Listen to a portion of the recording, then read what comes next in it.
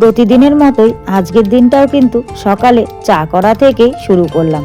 আসলে সকালবেলার দিকে চা করার ডিউটিটা আমারই থাকে, তবে সকালবেলায় কিন্তু কোনো বাসি কাজকর্ম করি না, সব কিন্তু মাই করে। বাড়িতে এসেছি তাই ইচ্ছে করে একটু বেলা করে ঘুম থেকে উঠছি। তো আজ দেখো শুধুমাত্র 2 কাপ চা করে নিয়েছি। আসলে মা একটু বেরিয়েছে আর বোন এখনো ঘুম থেকে ওঠেনি, আমি আর ভাই আছি, সে কারণে শুধুমাত্র 2 কাপ চা করেছে।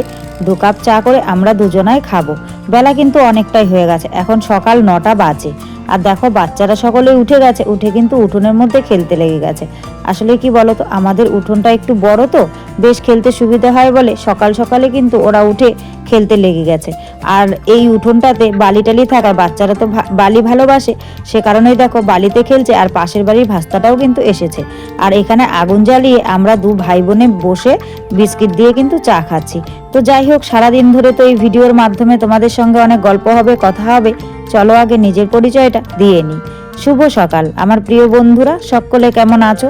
আশা করছি যে যেখান থেকে আমার এই ভিডিওটি দেখছো সকলে ভালো আছো, সুস্থ আছো।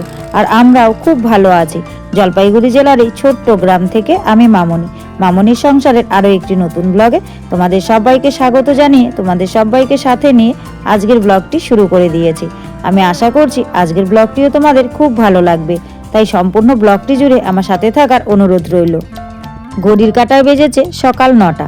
সকাল 9টা থেকেই আমি আজকের ব্লগটি শুরু করে দিয়েছি। যারা নতুন এসেছো, আমার ব্লগটি যদি ভালো লাগে প্লিজ একটি লাইক করে চ্যানেলটি সাবস্ক্রাইব করে আমার পাশে থেকো। আর যারা আগের থেকেই আমার পাশে আছো তাদেরকে আমার অসংখ্য অসংখ্য ধন্যবাদ আর আমার মন থেকে অনেক অনেক অনেক ভালোবাসা। তো বন্ধুরা, তোমরা তো দেখলে যে সকাল সকালে চা খেয়ে কিন্তু আমি আর দেরি করিনি, সোজা রান্নাঘরে এসে একটুখানি খিচুড়ি বসিয়ে দিলাম। আসলে অনেকটাই বেলা করে ঘুম থেকে উঠেছি, তো চা খেতে খেতে 9টা বেজে গেছে, তাই আর দেরি না করে কিন্তু সকালের খাবারটা তৈরি করে নিলাম। তো আজকে ঠান্ডার পরিমাণটা অনেকটাই বেশি, দেখো এখনো পর্যন্ত রোদ্দুরের দেখা নেই, তাই কিন্তু সকাল সকাল খাওয়ার জন্য খিচুড়ি করেছি। আর ঠান্ডার দিনে না খিচুড়ি খেতে বেশ ভালো লাগে, সে কারণেই একটু পাতলা পাতলা করে খিচুড়ি করেছি আর সব সবজি দিয়ে। আর তারপর দেখো এখানে কিন্তু বাইরের উনুনে গরম জল বসিয়ে দিয়েছি। আসলে মা এখন স্নান করবে, তো সে কারণেই হচ্ছে গরম জলটা বসিয়ে দিয়েছি। আর তাছাড়া কয়েকটা কাঁচাকুচিরও আছে, গরম জল দিয়ে কাঁচাকুচি করলে পরে খুব তাড়াতাড়ি কিন্তু নোংরাটা কেটে যায়। আর আমাদের বাড়িতে তো ধুলোবালির পরিমাণটা বেশি, খুব বেশি পরিমাণে নোংরা হয়। আর তাছাড়া আগুন তাপানো হচ্ছে ঠান্ডার জন্য, তো নোংরাটা কিন্তু একটু বেশি হচ্ছে, তাই গরম জলটা করে নিলাম। তো গরম জলটা করে রেখে তারপর দেখো খিচুড়ি বাড়ছি আর কি সবার জন্য। তো সবার জন্য বাড়ছি না, শুধুমাত্র থালার মধ্যে একটুখানি নিয়ে নিয়েছি ওই ভাগনাকে খাওয়াবো বলে, আর বাদ বাকিদেরকে একটু পরে দেব। তো খিচুড়িটা এখনো গরম, তাই থালাতে বেড়ে রেখে দিলাম।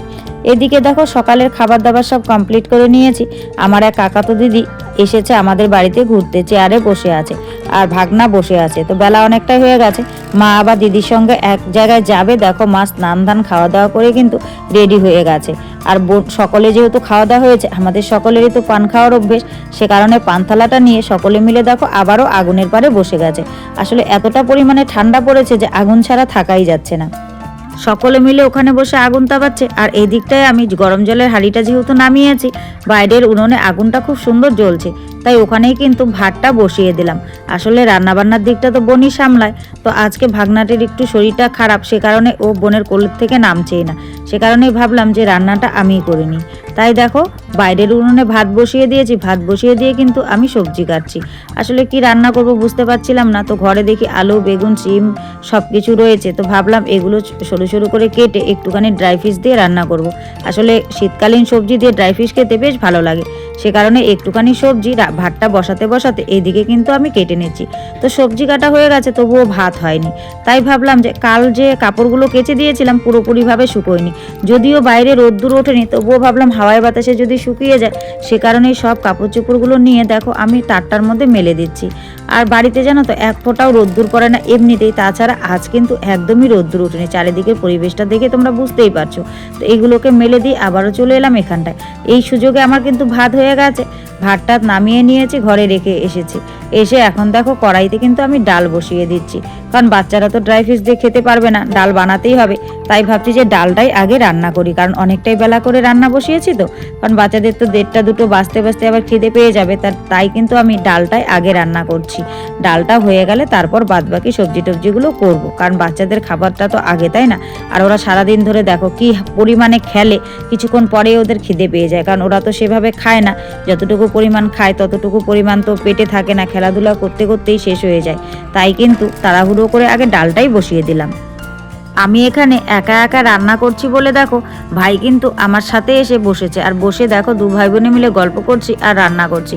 আর এখন কিন্তু আমি পেঁয়াজ রসুনগুলো চুলছি, ওই ড্রাই ফিশ রান্না করব সে কারণে, আর ডালটা রান্না করব সেখানেও পেঁয়াজ লাগবে, তাই সেগুলোকে চুলে টুলে রাখছি। আর ওইদিকে দেখেছো বাচ্চারা কিন্তু এখন ওই ধুলোবালিতে খেলছে, ওদেরকে যত বারণ করি তবু ওরা বারণ শোনে না, ওরা ওই ধুলোবালিতে খেলে। তো এইদিকে দেখো দেখতে দেখতে আমার ডালটা প্রায় হয়েই এসেছে।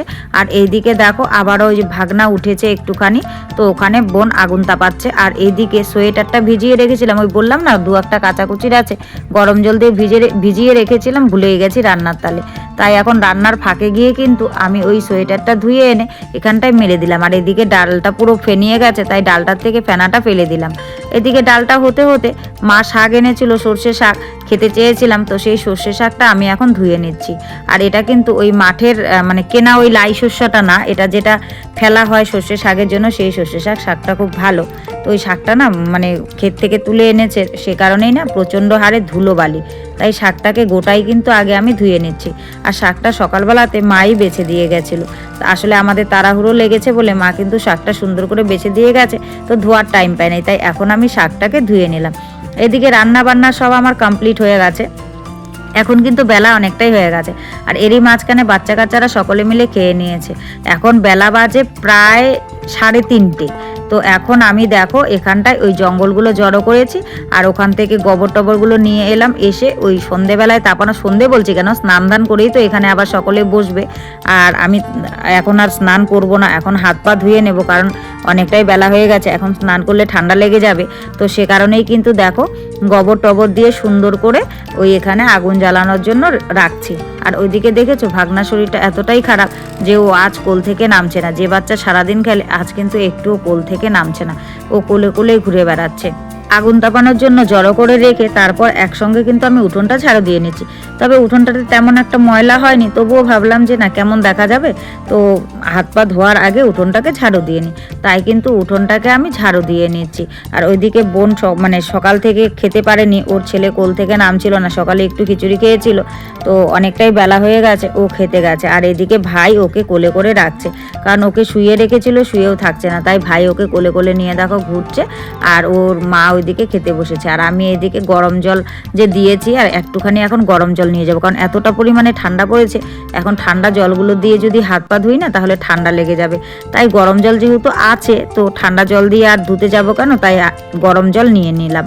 আর এই উনুনটাতে এত সুন্দর গড়গড়া আগুন হয়েছে কি বলবো, আগুনটার মধ্যে দেখি গরম জল, খাওয়ার গরম জলটা বসাতে হবে। তারপর কয়েকটা দেখি বোতল ফাঁকা আছে, দেখো 4টা বেজে গেছে, 4টার জল কিন্তু চলে এসেছে। 3 টাইম আমাদের জল আসে, সকাল 7:30 8টার মধ্যে আসে, দুপুর 12টায় আসে, আবার বিকেল 4টায় আসে, 3 টাইম জল আসে। এটা দেখো বিকেল 4টের জল। তো জল খাওয়ার পরে কয়েকটা বোতল খালি হয়েছিল, সেই বোতল কয়েকটা ভরে সুন্দর করে রেখে দিয়ে তারপর ছোট্ট গরম জলের হাঁড়িটা আর কি, যেটা জল আমরা খাই, সেই হাঁড়িটা এখানে বসিয়ে রেখেছি। জাল টাল কোনো কিছুই দিতে হবে না, একদম গরমে কিন্তু বেশ সুন্দর গরম হয়ে যাবে। তো যাই হোক বন্ধুরা, সব মিলিয়ে আজকের ব্লগটা কেমন লেগেছে অবশ্যই জানি।